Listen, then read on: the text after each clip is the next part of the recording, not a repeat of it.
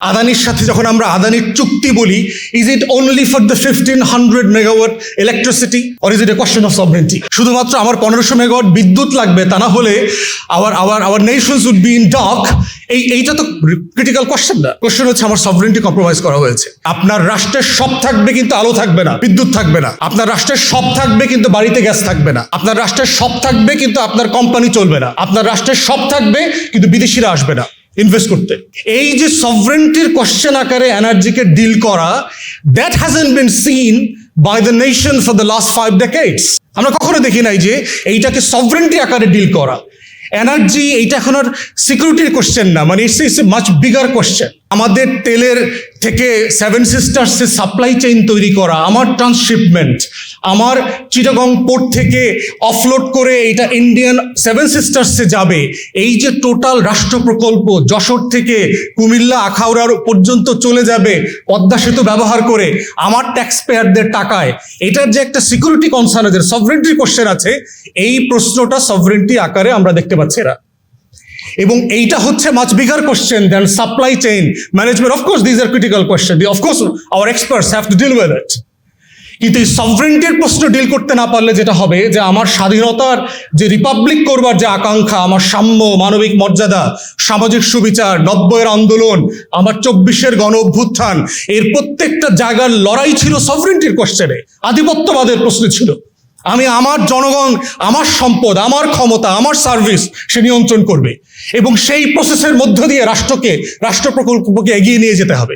যে আমাদের প্রধান, আমাদের মন্ত্রী, আমাদের যে এই যে হীরক রাজার দেশ যারা এখন শাসন করছেন, এই মাননীয় মন্ত্রীরা বলছেন যে আমার তেলের সংকট নাই, আমার তেল মজুদ আছে, আমার সাফিসিয়েন্ট তেল সরবরাহ করা হচ্ছে, পাম্পে ঘাটতি নাই। তো লাইনটা আসছে কোত্থেকে? এখানে একটা মিসিং লিঙ্ক আছে না? এই মিসিং লিঙ্কটা হচ্ছে পলিটিক্যাল সভরেন্টির কোশ্চেন। যেখানে তেল আছে সেখানে আল কায়েদা আছে, যেখানে গ্যাস আছে সেখানে ওসামা বিন লাদেন আছে, যেখানে তেল গ্যাস নাই ওইখানে দেখবেন কিচ্ছু নাই, ওখানে আল কায়েদা নাই, আইসিস নাই, বাগদাদি নাই, তারপরে সোমালিয়ান মোরল, কিচ্ছু খুঁজে পাওয়া যায় না ওইখানে।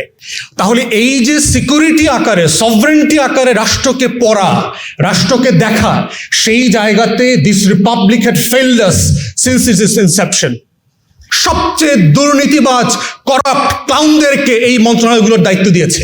গত 5 দশকের প্রত্যেকটা করাপ্ট মিনিস্টারকে দায়িত্ব দিয়েছে। যেই মন্ত্রীকে গত সরকারে, তাদের সরকারে অব্যাহতি দিতে হয়েছে বিভিন্ন কারণে, সেই একই ফেইল্ড মিনিস্টারকে আবার নতুন করে দায়িত্ব দিয়েছে, only to fail the nation again post monsoon revolution. গত সরকারের সময় ক্যাপাসিটি চার্জগুলো 35% পর্যন্ত দুর্নীতি কমিশন খেয়ে সরকার পে অফ করে দিয়ে গেছে, এবং আমরা জানি কারা কারা এই কমিশন পে অফ বাণিজ্যের সাথে জড়িত। আমার কাছে এক লোক আসছে গণ অভ্যুত্থানের পরে, বিপিসি পেট্রো বাংলার চেয়ারম্যান করে দিতে হবে 100 কোটি টাকা ডিল। সার্জিস যেগুলো বলছে আর কি, এটা আমি নিজে সাক্ষী, আমার কাছে আসছে। জ্বালানিকে ডিল করবার যে কাঠামো দুনিয়া আমাদেরকে চাপিয়ে দিয়েছে, এবং এটার সাথে আমাদেরকে পরিবেশকে, এনভায়রনমেন্টকে ট্যাগ করে দিয়েছে, can we afford it?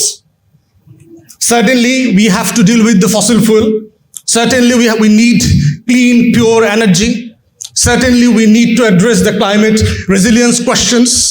Certainly Bangladesh is one of the most vulnerable countries in the world when it comes to climate change. Yes, we have to deal with it.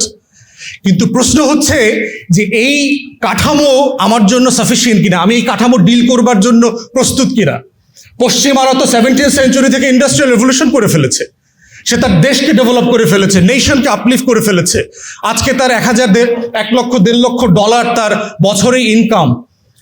সে যেখানে এটা একটা ক্লিন এনার্জি, একটা electric গাড়ি, এই পুরো process afford করতে পারবে, ঠিক সেই জায়গাতে আমি এইটা কতটুকু অ্যাফোর্ড করতে পারবো না? আমার একটা ট্রানজিশন দরকার, এবং এই ট্রানজিশনের সময়টা পর্যন্ত এটার জন্য কম্পেনসেশন, ট্রানজিশনের জন্য যে মেকানিজম দরকার, টেকনোলজি ট্রান্সফার দরকার, পশ্চিমারা সেটা কোনোটা করবার জন্য প্রস্তুত না।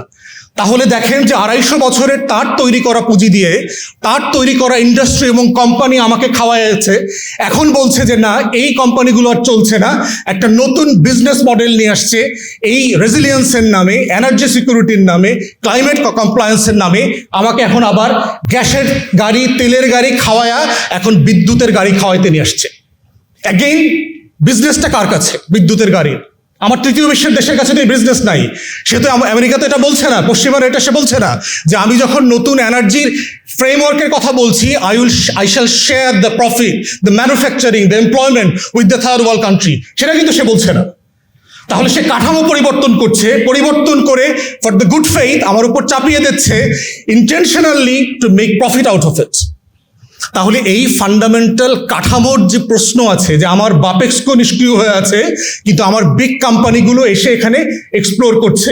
আবার যেহেতু ভারতের পাশে, বার্মার পাশে আমার সমুদ্র বিজয় হয়েছে, আপনার হাসিনার আমলে আমার 42টা ব্লক কোনোভাবে এক্সপ্লোর করতে দেওয়া হচ্ছে না, বাপেক্সকোকে দুর্বল করে দিয়েছে।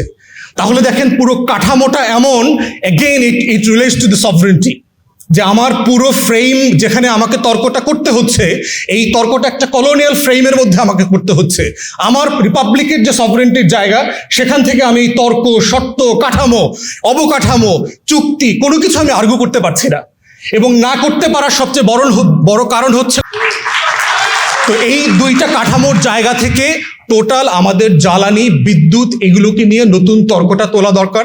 সার্টেনলি আজকের এনসিপি প্যানেলিস্ট যারা কথা বলেছেন সেটা গুরুত্বপূর্ণ। আমরা আমাদের প্যানেলিস্টদের কাছ থেকে শিখতে চাই, বুঝতে চাই রাজনৈতিক কর্মী আকারে যে এই কাঠামোর ভিতরে নতুন শর্ত আমরা কিভাবে তৈরি করতে পারি। গ্লোবাল সাউথের তো নিউ কন্ডিশন দরকার। আমি তার চাপিয়ে দেওয়া শর্তে তো আমি নেগোশিয়েট করতে পারবো না, because they already have the upper hand for the negotiation. আমি ওই তর্কতে জড়ায় গেলে যেভাবে দেখবেন আজকের 72-এর সংবিধানে 24কে ঢুকায় দিয়ে আমাদেরকে জিজ্ঞেস করে কাজটা ঠিক আছে কিনা।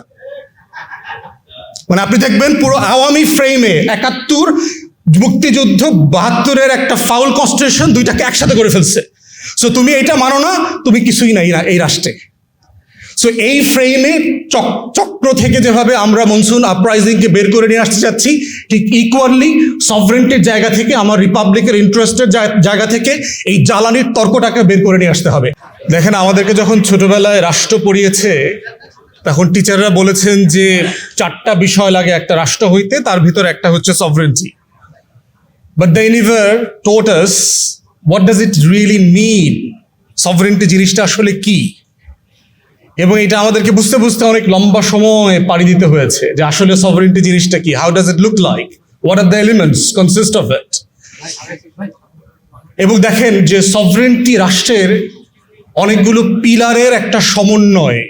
ধরেন এই দালানের, যেমন একটা দালান বলতে কি বুঝেন, এই দালানটাকে যদি আপনি এক্সপ্লেইন করতে চান, ইন্টারপ্রেট করতে চান, than have to go to the pillars.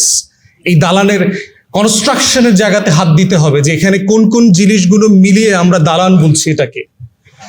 ঠিক ইকুয়ালি সভরেন্টি যেহেতু একটা মেটাফিজিক্যাল জায়গা, যেটা আপনি ফিজিক্স দিয়ে মানে ধরে বুঝাইতে পারবেন না, তো সেই জায়গাতে হচ্ছে যে আমাদের রাজনৈতিক কর্মী এবং নতুন জেনারেশনের যারা রেভলিউশনারিজ আছেন, তাদের এটা বোঝা দরকার যে how the political sovereignty translates into the state craft and the governance.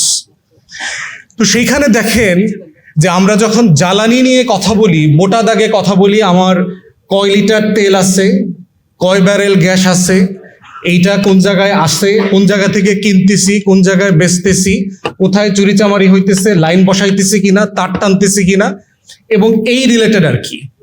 কিন্তু এটার একটা বিগার কোশ্চেন দেখেন, আপনারা নোটিস করেছেন কিনা যে এই বছর জানুয়ারি মাসে বার্লিন ইলেকট্রিসিটিতে একটা আর্সন অ্যাটাক হয়েছে।